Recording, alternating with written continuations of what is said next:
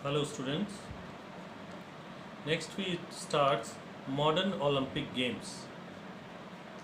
The revival work of modern Olympic Games was undertaken by Baron Perry de Coubertin nearly 1500 years after the last ancient Olympic Games in the year 1896 at Athens.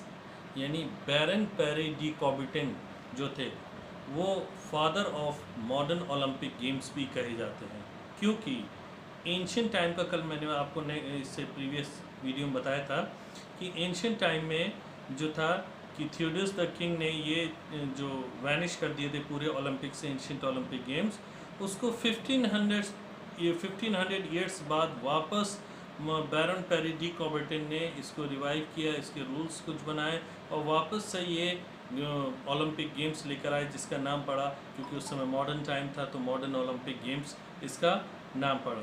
और इसकी जो main जो foundation रखी है, इसकी foundation रखने वाले भी बैरन पेरी डी कॉबर्टिन ने, यानी उन्होंने ही सोचा, तब इस चीज़ को आगे बढ़ाया। और ये जो था 1896 में पहले मॉडर्न ओलंपिक गेम्स स्टार्ट किए गए थे एथेंस में। In the conference of physical education on 25 November 1892, first conference हुई थी ये 25 नवंबर 1892 को बैरन पेरी डी कॉबर्टिन ने जो की करी थी। एक्चुअली बैरन पेरी डी कॉबर्टिन जो थे वो इटालियन फैमिली से, बट उनकी फैमिली जो है वो पूरी आकर फ्रांस में सेटल्ड हो गई थी, and settle in France plan the restoration of Olympic games in 1900 eight Paris.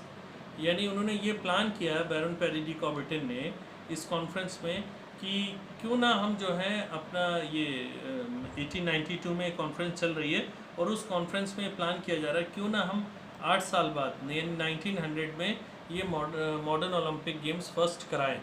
तो हम लोग को इसमें टाइम तो लगेगा ही, क्योंकि ओलंपिक गेम्स कराना एक छोटी मोटी चीज़ तो है नहीं, इसमें बहुत सी तैयारियां करनी पड़ती हैं जिसमें हम लोग को काफ़ी टाइम लग सकता है। तो हम लोग पहले जो मॉडल ओलंपिक गेम्स है वो 1900 में कराते हैं और पेरिस में स्टार्ट करते हैं, क्योंकि वो उस समय फ्रांस में ही सेटल थे, तो उन्होंने सोचा यहीं से ये स्टार्ट किए जाए।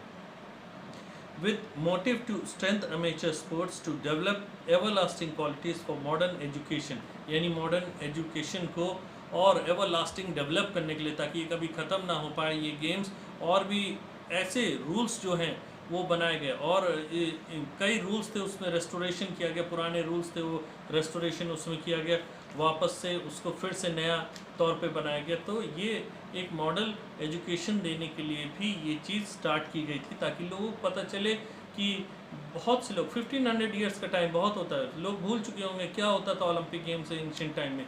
तो वापस से लोगों के मन में ये डालना कि ओलंपिक गेम्स ये चीज़ होता है, ताकि लोग इसको कभी भूल ना पाएँ। इन जून 1894, अब 2 साल बाद फिर द इंटरनेशनल कॉन्फ्रेंस, फिर से भी 2 साल बाद एक कॉन्फ्रेंस, इंटरनेशनल कॉन्फ्रेंस थी of amateur sports at Paris, pass the resolution to create international Olympic committee to observe the conduct of modern Olympic games. अब 1892 की कॉन्फ्रेंस के बाद 1894 में फिर से ये इंटरनेशनल कॉन्फ्रेंस हुई जून में, जो अमेचर स्पोर्ट्स के बारे में थी, कि पेरिस में हुई, कि सबसे पहले हम लोग को अगर ये जो चीज़ स्टार्ट करनी मॉडल ओलंपिक गेम्स, तो सबसे पहले हमें जो है इसकी एक कमेटी बनानी पड़ेगी, जहाँ से हमारा इसका ऑफिस होगा, जहाँ से हमारे कमेटी मेंबर्स रहेंगे जो अलग अलग चीज़ें डिसाइड करेंगे क्या चीज़ कैसी होनी है। सबकी अपने अपने डिपार्टमेंट, अपने अपनी रैंक होगी, जिस हिसाब से जिसको जो काम मिलेगा वो करेगा। तो सबसे पहले इंटरनेशनल ओलंपिक कमेटी बनाई गई, जिसको हम शॉर्ट फॉर्म में IOC के नाम से जानते हैं। और ये इसने कहा कि हमारे ऑब्जर्वेशन में ही सारे जितने भी ओलंपिक्स होंगे वो हमारे ऑब्जर्वेशन में ही होंगे, जितने भी मॉडर्न ओलंपिक्स गेम्स होंगे। But the zeal of the delegates was so much that they, मतलब बहुत उन्हें इंसिस्ट किया। जील ऑफ द डेलीगेट्स जो थे, मैंने जील ऑफ द डेलीगेट्स का मतलब वो बहुत ही ऊर्जावान और जो बहुत ही उनके अंदर वो था, वो बहुत ऐसा ऊर्जा थी कि नहीं मतलब होते नहीं कि हमें तुरंत करना है ये चीज़, तो ज़ील ऑफ द डेलीगेट्स ने ये डिसाइड किया उनके अंदर कि नहीं, ये 1900 में तो बहुत टाइम लग जाएगा, क्यों ना हम इसे अभी ये 1894 चल ही रहा है, हम 2 साल बाद स्टार्ट करते हैं। जब यहाँ तक हम पहुँच गए हैं तो 2 साल बाद हम ओलंपिक स्टार्ट करते हैं, यानी 1896 में। तो उनके द्वारा 1896 में कहा गया हम लोग पेरिस में नहीं, हम लोग एथेंस से ही स्टार्ट करते, जहाँ पर ये फिनिश हुए थे, ख़त्म हुए थे, वहीं वैनिश हुए थे, वहीं से ही सबसे पहले जहाँ से शुरू हुआ था एथेंस में, हम लोग 1896 में वहीं से 2 साल बाद इसको स्टार्ट करते हैं। Since then these games were held after every 4 year, उसके बाद ये गेम्स स्टार्ट हुए और हर 4 साल बाद ये गेम्स होने लगे। The honour of holding the modern Olympic games is interested in the city and not to country और रीजन। ये क्या था, ये जो गेम्स बताया गया था ये सिर्फ इसलिए नहीं था कि इसको एक जगह पर हम करा दें, लोगों में इसको पता ही ना चले, तो ये गेम्स ऐसी जगह रखे गए, इस तरह कराए गए कि ये सिटी में ही नहीं, ये रीजन तक हर एक जगह इसका एक एडवर्टाइज हो, एक सब लोगों के अंदर ये चीज़, सबके मन में ये पहुँचे, नौजवान युवा पीढ़ी जो है सबके अंदर ये जाए, चाहे वो महिला हो चाहे वो पुरुष हो, कि ओलंपिक्स स्टार्ट होने जा रहे हैं, मॉडर्न ओलंपिक गेम स्टार्ट होने जा रहे हैं। तो हर सिटी, हर रीजन, हर कंट्री में ये चीज़ बताई जाए पूरे उसमें, ताकि लोगों को ये चीज़ पहले पता चले। जैसे हम लोग को पता चलना लगता है, अब टीवी में ऐड आने लगता है कि वर्ल्ड कप इतने इतने दिन बाद स्टार्ट है, काउंटडाउन शुरू हो जाता है, ठीक है, कि 60 days to go, 59 days to go, 55 days to go, 50 days to go, तो इस तरह काउंटडाउन शुरू होता है। ऐसे ही ये पहले से बता दिया गया था ताकि लोगों के मन में ये चीज़ आ जाए कि अब हमारे मॉडल ओलंपिक गेम्स जो है वो स्टार्ट होने वाले हैं।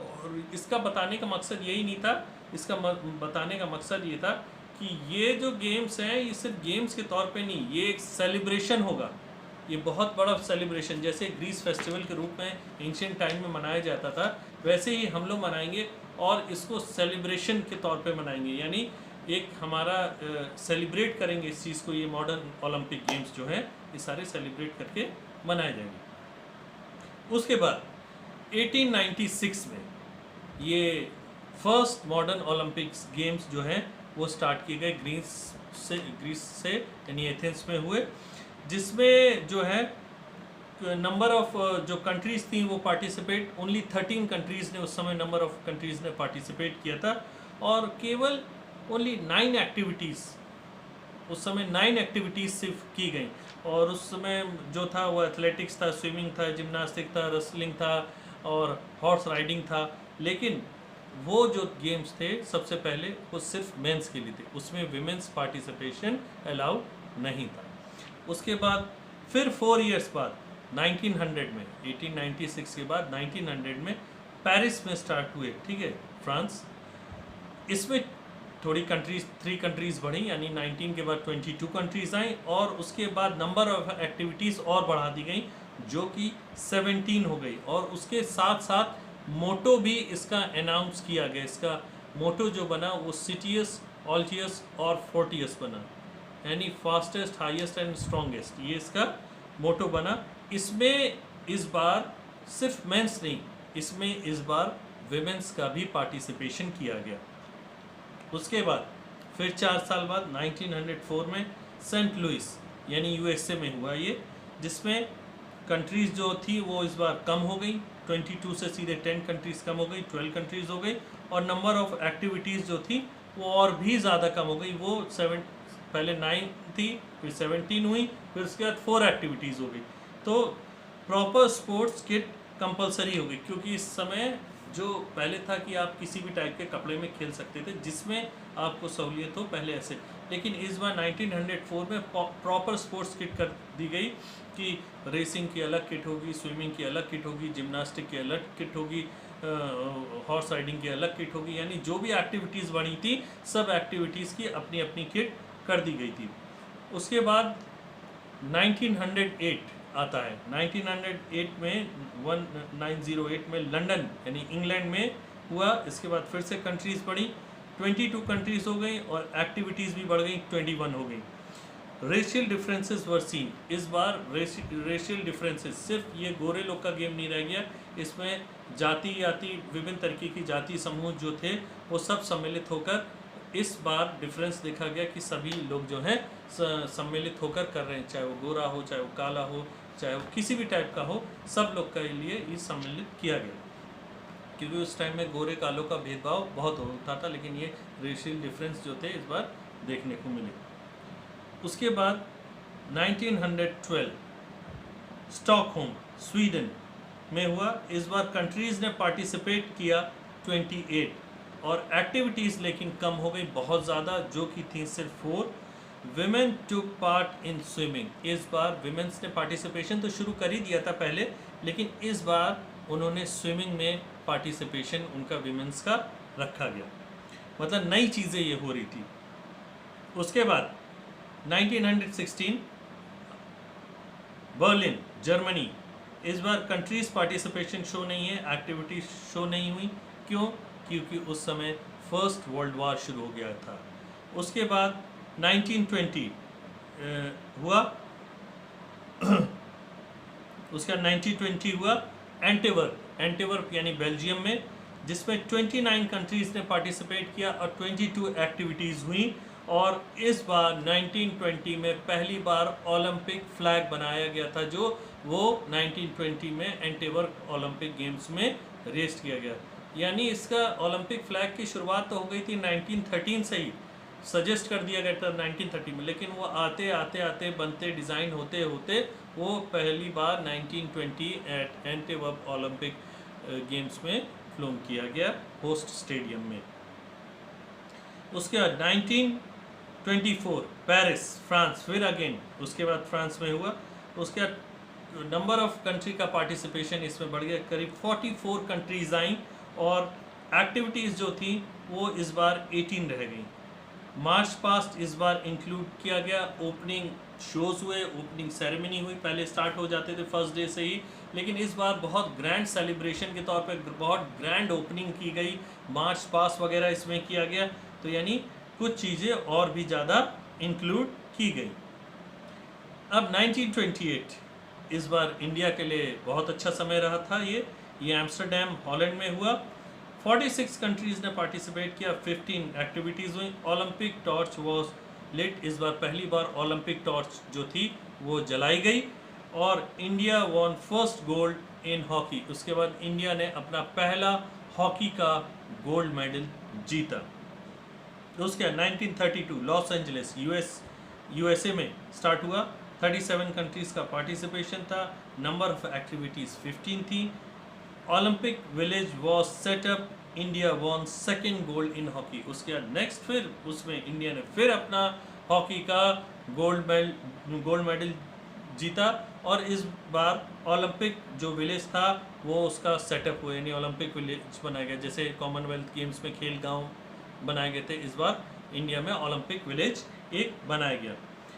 फिर उसके बाद फिर 4 ईयर बाद 1936 बर्लिन जर्मनी, 49 कंट्रीज़ का पार्टिसिपेशन एंड 20 एक्टिविटीज़। इस बार इंडिया ने अपना again third gold medal continue, यानी आप समझ लीजिए 32, 28, 32, 36, यानी 36 में भी अपना गोल्ड मेडल फिर से जीता। उसके बाद 1940 टोक्यो जापान, इस बार सेकेंड वर्ल्ड वॉर शुरू हो गया। इस बार ये गेम्स नहीं हो पाए और ये वर्ल्ड वॉर चलता रहा 1944 तक, जिसमें ये गेम्स 2 साल के ओलंपिक्स जो थे वो उसके समझिए बर्बाद गए थे। इसमें 2 साल के ओलंपिक्स इसमें नहीं हो पाए थे। उसके बाद आता है समय 1948 लंदन। इस बार भी रेशियल डिफरेंसेस देखने को मिला, गोरे कालों का बहुत ज़्यादा जातियों का, इसमें बहुत लोग सम्मिलित हुए। उसके बाद 52, 56, 1960, फिर 64, 68, 72, 76, फिर 80, 84, 88, 92, फिर 96, फिर 2000, फिर 2004, 2008, 2012, 2060 सभी जानते हैं रियो ओलंपिक्स हुए थे। और 2020 जो है हमारा कहाँ ओलंपिक्स होने जा रहे हैं? टोक्यो जापान में। ठीक है, तो ये शेड्यूल पहले से बना दिया गया है। ये आपका मॉडर्न ओलंपिक गेम्स था, ये ख़त्म हुआ है कल आप ये नेक्स्ट आपकी जो क्लास होगी वो होगी पैरालंपिक्स के लिए और स्पेशल ओलंपिक्स के लिए, इसमें आपको बताया जाएगा। Okay, take care.